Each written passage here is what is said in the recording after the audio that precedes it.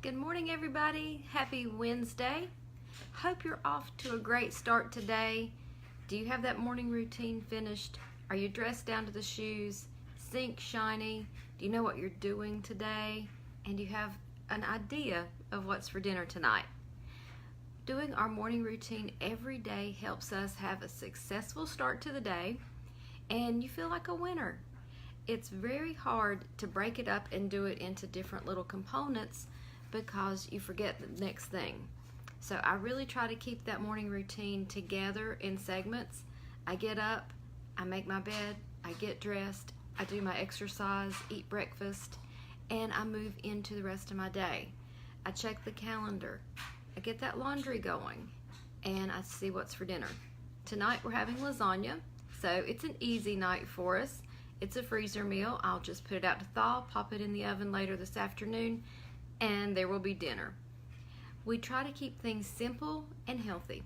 That way I'm not stressed out doing big elaborate meals, and we're still eating healthy, and I'm not spending hours and hours in the kitchen. How have you been doing on those zone missions in the kitchen this week?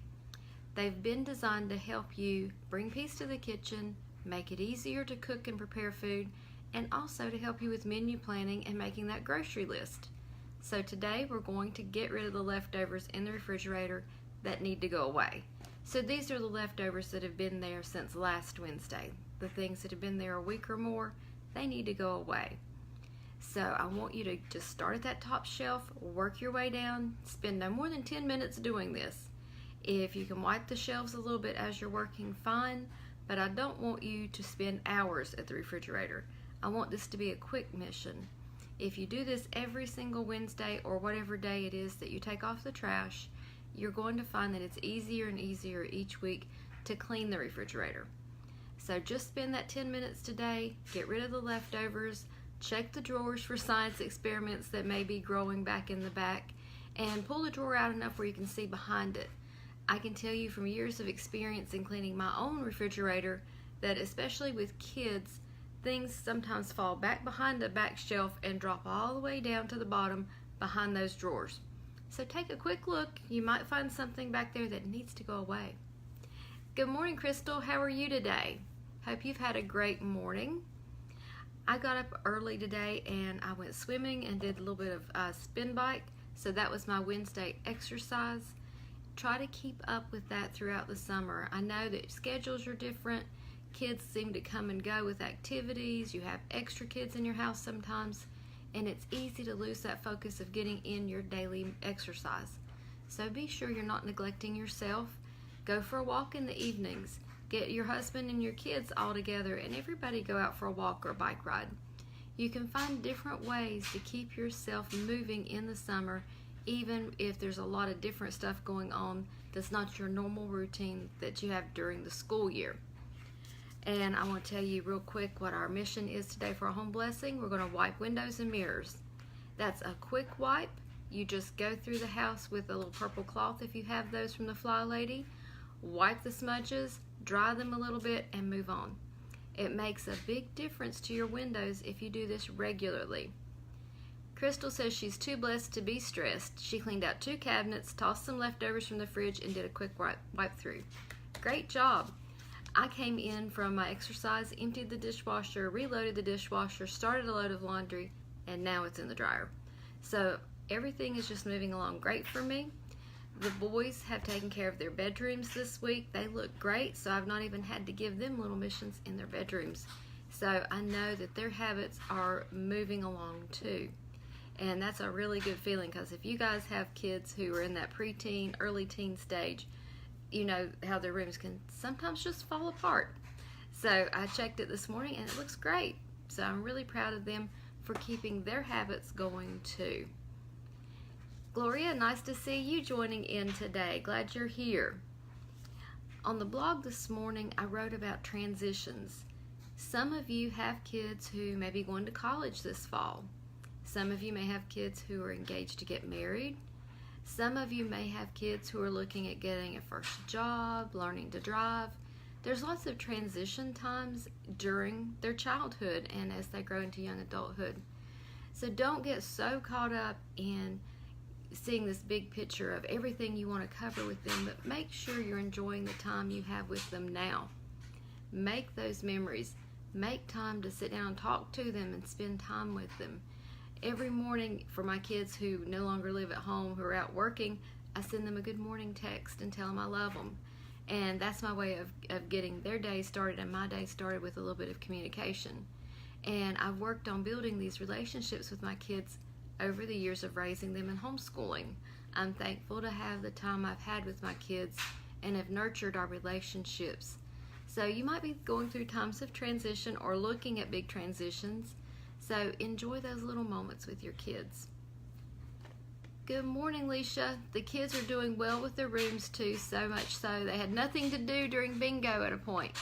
They played along with bingo with me yesterday with Fly Lady Premium. Tell them I said fantastic job. They were great fly kids. And the other thing I mentioned in my blog this morning is about when kids move out and you go through the transition time, you keep finding things in your house that belong to them. So I keep a little area where I put their things so that I can give them back to them next time I see them, or I'll send them a picture and say, do you still want this? And so I'm finding, as the son that got married a few weeks ago, there's still a few of his things that I find along the way. And since they live locally, I just see them every couple of days, or I'll see them at church and can give them the things I keep finding. But it's a nice transition when they move out and they've got a job, they get married, and they're moving into their adulthood. It's really an exciting time. Let's see here. Connie says, good morning. My Fly Lady Purple Cloths and Rubber Swisher should be coming in the mail soon. You will love them. I do my swish and swipe every day using a purple cloth and my little swisher in the toilet, and they're just fantastic tools. And I love that it's all plastic for the swisher. It doesn't get rusty. For those of you who use scrub brushes in your toilet that have metal, they eventually rust. So I love the all plastic that the Fly Lady uses. And Joanne says, how about the transition of losing an elderly parent? What would help with grieving? My mom and I have been through that process when we lost both of my grandparents. I grew up in their house, so when they passed away, it was like losing a parent for me. And my mom still lives in the house where they lived. And you just have to take it slow and easy. I don't recommend that you start doing any decluttering of their stuff right off the bat if you can help it. I know sometimes you may have to move their stuff from where they were living, whether it's at home, whether it's assisted living, or whether they were in a nursing home or hospice. You know, there's lots of ways that our elderly finish their life and where they're living, and you may have to move their stuff. But I don't recommend you start doing a lot of decluttering right off the bat. Give yourself time to grieve.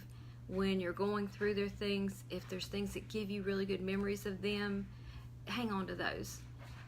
You may go back in a couple years and go through the stuff again, and you may let go of more. But be gentle with yourself and remember the good times. Go through pictures. And if your parents had a lot of pictures, which I've noticed that my grandparents took a lot of pictures in the 50s, 60s, 70s, as we go through those, my mom divides them out for the different families that are represented and gives them pictures. And that's a really neat way for her to enjoy the memories of her childhood and also to give those memories in the form of pictures to other family members too.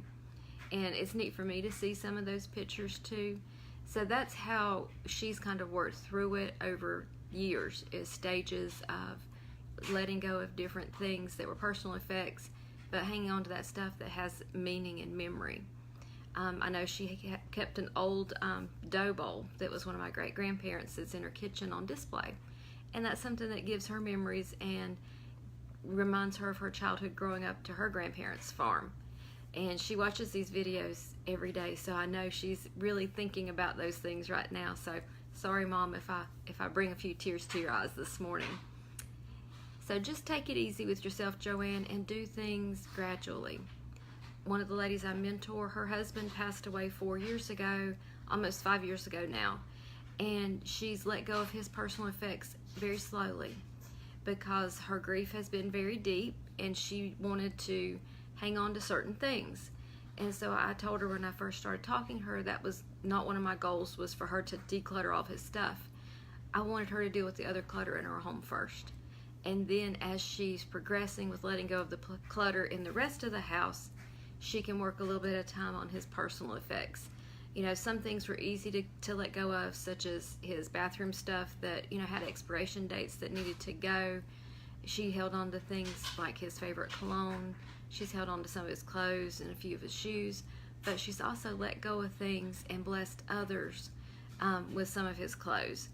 So I just recommend you take time to process your grief and don't push yourself to declutter and let things go. If you're in a situation where you have to clear out a house and you have a time frame, keep a box for memory stuff. And if you have a large family, put things to the side and have them come look at things and get things for their memories. So I hope that helps, Joanne, and I'm sorry for your loss if you've lost an elderly parent recently. That's a difficult thing to go through. One of my friends just lost her mom this week, and so I know that she's fresh in dealing with her grief too. So you guys enjoy Wednesday. This is Anti-Procrastination Day, and that's why we're decluttering those leftovers from the fridge, because we tend to put that one off. Nobody likes to open the refrigerator and find a science experiment. So I want you to spend that 10 minutes today, toss those science experiments, wipe the shelves a little bit, and enjoy the rest of your day. You are a success just doing these small routines every day. You're going to make it.